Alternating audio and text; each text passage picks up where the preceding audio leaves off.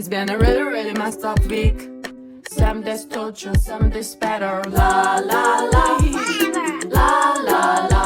Oke, kisah pertama berasal dari kisah pendaki di Gunung Sibayak, Wak. Jadi kan Gunung Sibayak ini memang jadi salah satu gunung di Sumatera Utara yang sangat populer untuk wisata para turis-turis lokal maupun internasional, Wak. Sebenarnya nih, Wak, ya, jangan bahas horornya dulu lah. Gunung Sibayak ini, Wak, indah kali memang betulan. Gunung ini bisa dikatakan aktif, Wak. Pernah juga meletus tuh di tahun 1800. Ya udah cukup lama lah ya kalau dipikir-pikir peristiwanya. Nah, kata para wisatawan pencinta daki-dakian ini, Wak, mereka bilang kalau ya itu Gunung Sibayak ini cantik kali pemandangannya. Kayak lain daripada yang lain gitu loh, Wak. Dan banyak tuh para pendaki yang memilih untuk mendaki pada jam 2 pagi supaya dapat pemandangan sunrise plus pemandangan kota di sana, Wak. Karena memang posisi Gunung Sibayak ini berada sekitar 50 km barat daya dari kota Medan yang kebetulan menghadap pula ke arah kota Brastagi, Wak. Jadi kayak dapat dua pemandangan gitu, Wak. Nah, sebelum aku masuk ke cerita horor tentang Gunung Sibayak, Wak, aku mau kasih tahu juga nih kisah awal mula kenapa Gunung Sibayak ini bisa dibilang ya agak horor lah gitu, Wak. Jadi kisahnya itu masyarakat Karo atau penduduk asli setempat bilang kalau wilayah Gunung Sibayak ini dianggap sakral, Wak, sama seperti gunung-gunung lainnya. Karena di wilayah Gunung Sibayak ini dulunya sebagai tempat bersemayamnya orang yang kayak punya ilmu tinggi dalam tanda kutip ya, Wak, ya, atau punya kekuatan magis lah gitu. Di masanya tapi ya, bukan sekarang. Nah, salah satu dari mereka kita sebut aja lah si orang sakti ini diberi julukan guru pertawar permai, Wak, karena saking tinggi kali gitulah ilmunya. Dan orang sakti ini katanya bisa menyembuhkan segala macam penyakit waktu itu. Bahkan nih, Wak, ya, prestasi si orang sakti ini sempat diakui bukan cuman sama orang-orang wilayah Medan aja, tapi sampai ke Aceh tuh, Wak. Banyak orang dibuat kayak kicep gitulah sama prestasinya. Prestasi tanda kutip ya, saktinya dia tuh, Wak. Dan singkat cerita si orang sakti ini pernah kesal, Wak. Dia marah lah gitu, marah besar kan. Entah apa alasannya, pokoknya dia marah besar aja lah. Sehingga terucaplah sumpah bahwa si orang sakti ini bakal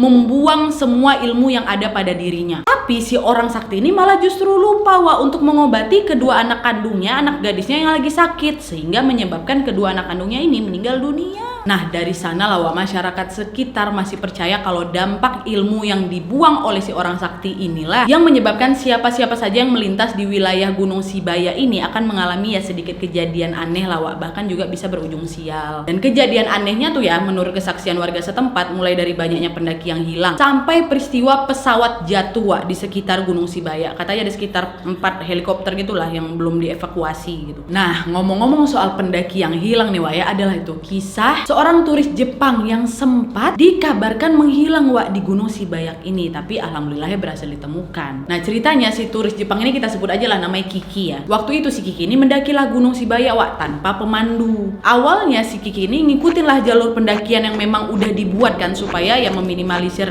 resiko tersesat. Tapi entah kenapa si Kiki ini pun bandel pula. Dia pengen tuh cari jalan yang lain yang jarang dilalui oleh para pendaki maupun warga. Ini jangan ditiru nih, Wak, ya. Kita belum tahu Medan di sana udahnya pandai-pandai sendiri. Nah, waktu itu si Kiki mikirnya ya kali aja lah ya aku bisa nemuin jalan pintas baru yang cepat bisa sampai puncak gitu, mau cepatnya aja. Udahnya betul, Wak, dia pergilah nyari jalan pintas versi dia ini kan. Pergilah dia berjalan di situ. Awalnya dia nyantai-nyantai aja tuh. Sampai akhirnya di suatu ketika Kiki ini baru sadar, kok jalannya makin lama makin melosok ke hutan belantara ini. Mana gelap pula lagi kan, nggak ada batang hidung manusia di sana. Mulai panik si Kiki. Tapi si Kiki ini tetap aja kan, dia melangkahkan kakinya ke depan. Dia berharap ada nih ketemu warga setempat gitu. Jalanlah itu kan dia pelan-pelan.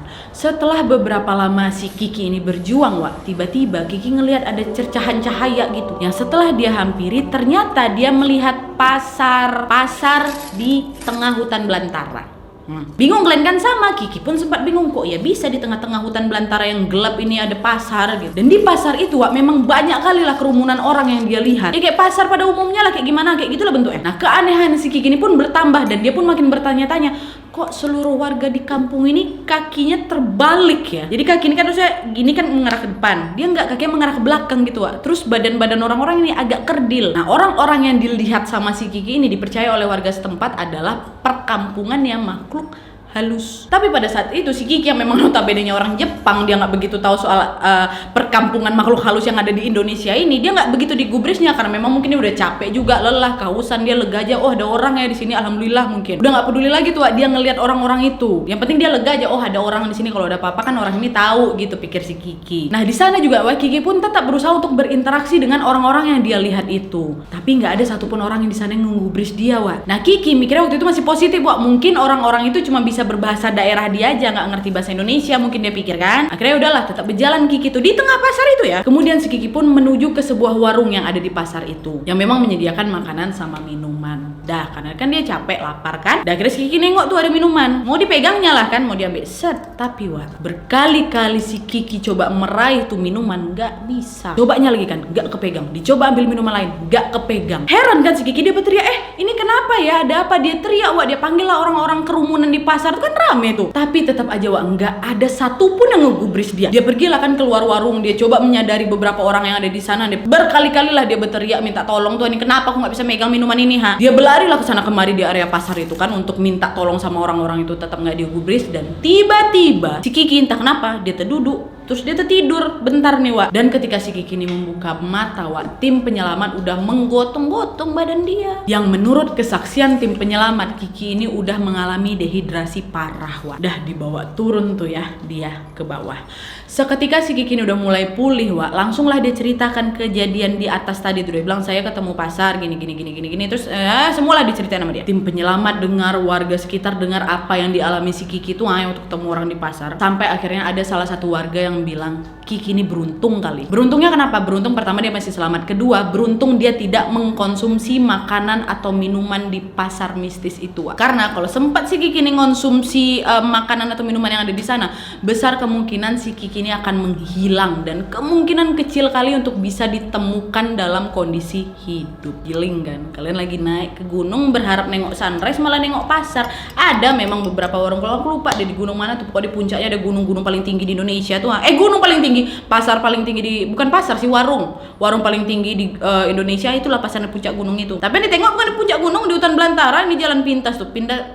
Pintar-pintar si Kiki ini aja pun kalian jangan ditiru ya. Kalaupun kalian mau mendaki semua persiapan harus matang, semua logistik harus lengkap. Jangan pintar-pintar cari jalan pintas udah disediakan jalan itu, lewat lah jalan itu, jangan memandai ya nanti kayak si Kiki kalian ya. Itu tadi kisah dari Gunung Sibaya. Kalau misalnya ada di sini yang dari Sumatera Utara, ada kisah tersendiri kah kalian tentang Gunung Sibaya, bisa langsung komen di bawah kasih tahu kami ya. Kita lanjut ke kisah berikutnya. Nah, kisah terakhir ini berasal dari Gunung Guntur. Jadi gunung ini berlokasi di Garut, Jawa Barat Sama juga seperti gunung-gunung lainnya, gunung ini memang punya spot asik yang patut kita kunjungi kalau misalnya nantilah ya udah nggak pandemi. Untuk kalian yang memang hobi naik gunung, naiklah gunung Guntur ini Nah, karena gunung ini masih dalam kelompok gunung aktif sehingga nggak heran juga kalau misalnya kita ke sana ada tuh tempat pemandian air panas yang memang bisa jadi pilihan para wisatawan. Tapi ya balik lagi, meskipun memang pesona alam dan spot-spot yang indah, ternyata sama seperti gunung-gunung lainnya, di Gunung Guntur ini juga memiliki aturan yang bisa dibilang agak sedikit unik unik atau aneh ya? Unik aneh, tapi nggak tahu lah ya, agak sedikit beda lah gitu. Katanya menurut warga setempat, mau itu wisatawan atau warga sekitar, tidak diperbolehkan meniup suling di wilayah Gunung Guntur ini. Kenapa Katanya kalau sampai terdengar itu suara siulan suling, maka akan muncul siluman macan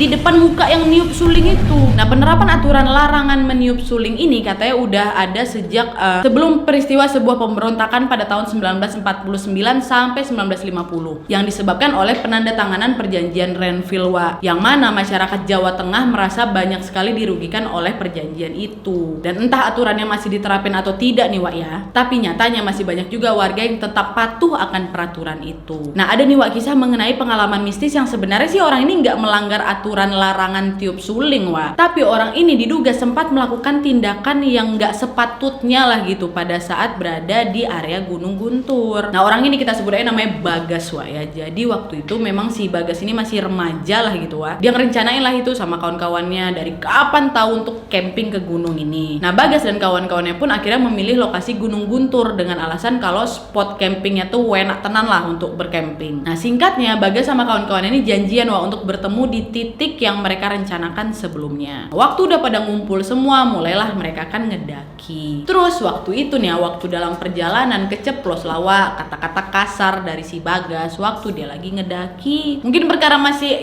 remaja lah gitu, yang memungkinkan kalau si Bagas ini kayak belum bisa menempatkan sikap sama emosi pada tempatnya. Dan singkatnya sekitar jam 5 sorean gitu, Bagas sama kawan-kawannya sampai lawak di pos 3. Dan mulai tuh cari spot camping yang oke lah gitu kan. Udahnya setelah mereka siap membangun tenda, karena ketika hari itu juga udah mulai gelap, Bagas sama kawan-kawannya langsung lah itu menyalakan api unggun dukun dan masak-masak gitulah mereka. Mereka bercerita, bercanda-canda, ngobrol lah gitu kan. Dan lagi-lagi sangat disayangkan kali, pada saat itu si Bagas berkali-kali melontarkan kata-kata kotor. Meski memang suasananya waktu itu lagi santai, nggak ada marah-marahan, mereka memang ya kebiasaan yang ngomong kotor aja lah gitu. Dahnya karena habis makan dan udaranya dingin juga ya kan, kebelet lah ini si Bagas. Si Bagas bilang lah sama kawan-kawannya, "Wah, aku buang air dulu ya ke belakang," katanya. Terus kawannya bilang ke Bagas, "Wah, jangan lupa ya kalau aku mau buang air permisi dulu," katanya. Bukannya ngangguk atau bilang oke, nggak gitu, dia bilang, "Alah," katanya kayak gitu. Yang mengungkapkan kalau memang si Bagas ini kayak bodoh amat gitu lah sama nasihat kawannya, Wak. Terus dah tuh, pergi kan dia buang air si Bagas ini. Nggak lama kemudian, beberapa menit kemudian lah, kawannya Bagas, kita sebut namanya si Jabrik ya. Jabrik ini juga pengen buang air kecil. Nah, karena si Jabrik ini mengetahui arah dan tempat si Bagas ini buang air, disusul lah sama si Jabrik kan. Nah, Jabrik yang memang dari kejauhan sudah melihat Bagas yang masih di posisi buang air, Wak. Dia sempat terkejut tuh karena dia mendengar suara Bagas yang seolah-olah sedang ngobrol dengan seseorang. Padahal Jabrik lihat sendiri, Wak, kalau di sekitar mereka berdua itu nggak ada siapa-siapa,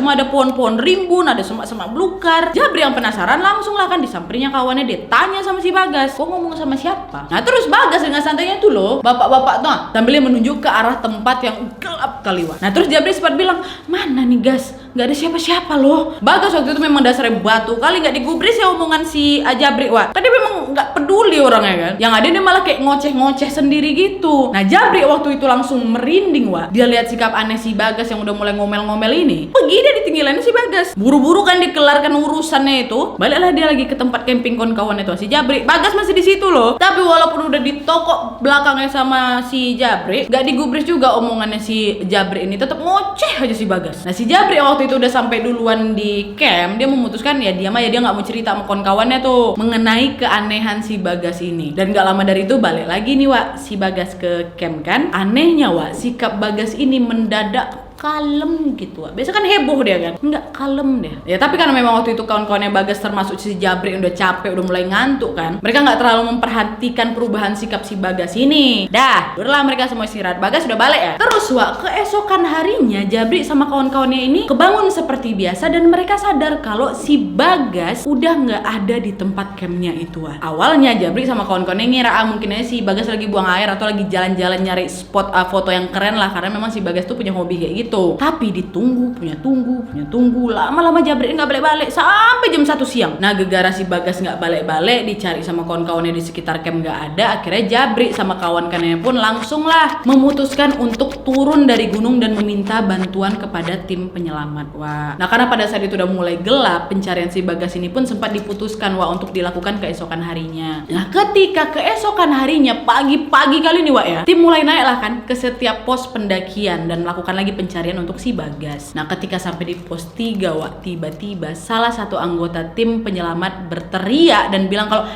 ada anak-anak ini, ada anak laki-laki ini, kayaknya dia nih, kayaknya si Bagas nih. Udah langsung lah kan disamperin sama tim penyelamat. Waktu ditengok, ini anak laki-laki nih betulan Bagas, Wak. Dia terkapar lemas dan dalam keadaan tanpa busana, dengan kondisi badannya udah tergores-gores luka, Wak, dan matanya terbelalak.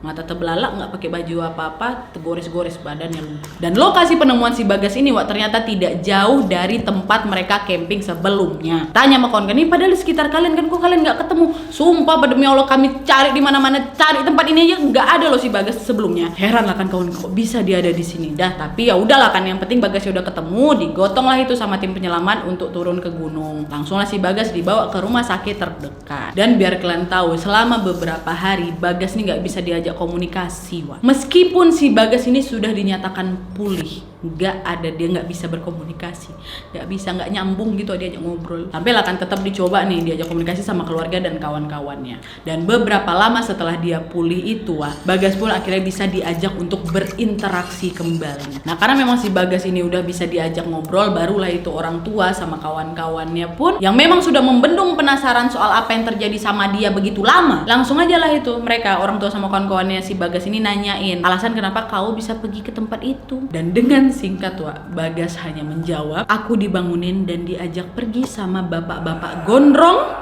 bermata merah. Itulah kan Kogas, udah dikasih tahu Nggak usah di gunung itu, gunung manapun ya, di tempat-tempat yang baru kau kunjungi, jangan sembarangan ngomong. Awak memang kadang nggak percaya, memang batu, memang kadang ada sikap batu di semua orang kan, tapi ya nggak usah kayak gitu juga. Udah jelas itu di hutan belantara ngomong-ngomong kotor kau. Ya, ini juga menjadi pelajaran buat teman-teman yang lainnya, jangan sembarangan ngomong. Wah, kita ini hidup berdampingan, ada yang ternampak, ada yang nggak ternampak kan. Tinggal jangan ngomong kotor ya, apa susahnya sih guys? Untung masih balik kau.